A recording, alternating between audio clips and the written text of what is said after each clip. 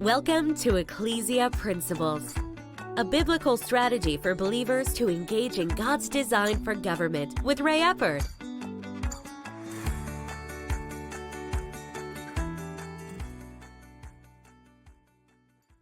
Hello, glad you could join us again today.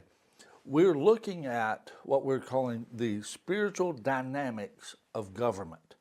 Now, last week and then also yesterday, we've been talking about the process of building a stronghold. Now, it may not seem like that is relative to government, but ultimately, the crowning achievement of the spiritual wickedness in heavenly places is to institutionalize their designs, their plans into government, so that their thoughts of disobedience, that the information that they are exalting against the knowledge of God becomes a stronghold and becomes, if you would, the law of the land. The spiritual dynamics of government. Let's read 2 Corinthians chapter 10, verse 5. And yesterday we introduced the third step of creating a stronghold, and that is when the thoughts and the information become arguments. He says, casting down arguments and every high thing that exalts itself against the knowledge of God, and bringing every thought into captivity to the obedience of Christ. You see the process, the thought first, entertaining it becoming an important thought, it begins to acknowledge itself as being more important than what God says, and then it becomes an argument.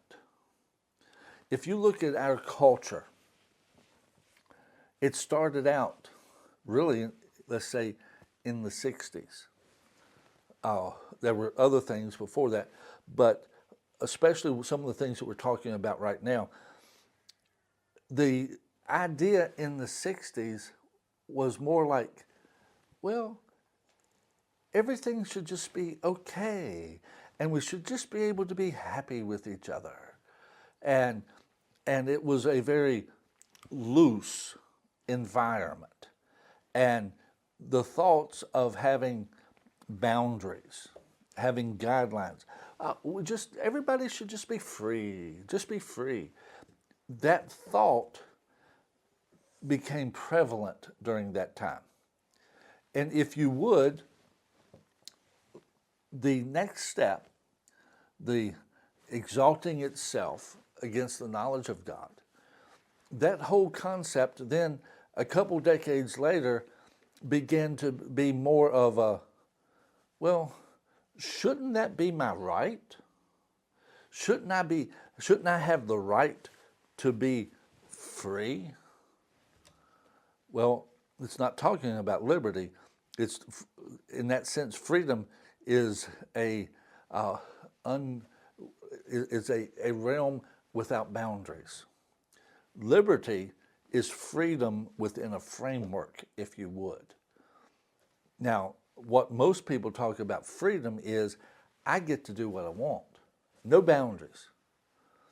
And it began to move that. And really, where we are now is we are in the place of arguments. It is not friendly anymore. It is not at the place where, shouldn't this be all right? It is demanding. It is arguing the point. At that juncture, that has become a stronghold. And the more that's the case within a community, a state, a region, a nation, the more there are advocating for that with their arguments, emotionally charged arguments, the stronger that stronghold has become. And with that, again, the thing we're talking about is the spiritual dynamics of government. When it reaches that point, then it becomes an issue of how government should respond to it. Should it become institutionalized in society through laws, through regulations, so forth and so on. Now, see, the thing we've got to remember is behind all of this is the spiritual host of wickedness in heavenly places, the rulers of the darkness of this world, the powers that are underneath of those, and then the local principalities, the spiritual realm that's involved with that has been pushing that agenda. See, ultimately, we do not wrestle against flesh and blood, but against these principalities, powers, and so forth. And we have to understand that spiritual dynamic of government. Government is not purely natural. It is not purely human. Government is a target of the devil. In all honesty, government is a target of God's. God,